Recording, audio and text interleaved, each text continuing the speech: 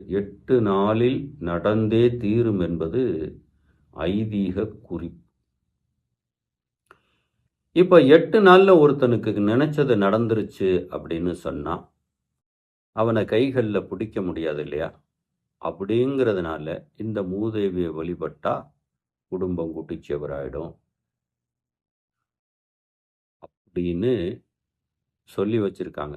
அந்த சொல்லி வச்சதுக்கு ஒரு காரணம் இருக்கிறது. ஏன்னா அந்த மூத்த தேவிக்கு ஒரு சாபம் இருக்கிறது. அந்த சாபத்தினால தான் இயற்கையில வெட்ட வெளியில தான் அவங்கள வழிபடணும்.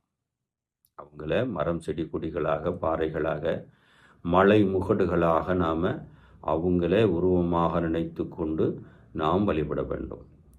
இது எதென்ன காரணம் அப்படின்னா அதுக்கு ஒரு சாபம் இருக்கிறது. அதற்காக ஒரு வீடியோ பதிவிடுவேன். ஆனால் ஒரு பொருளை வேண்டி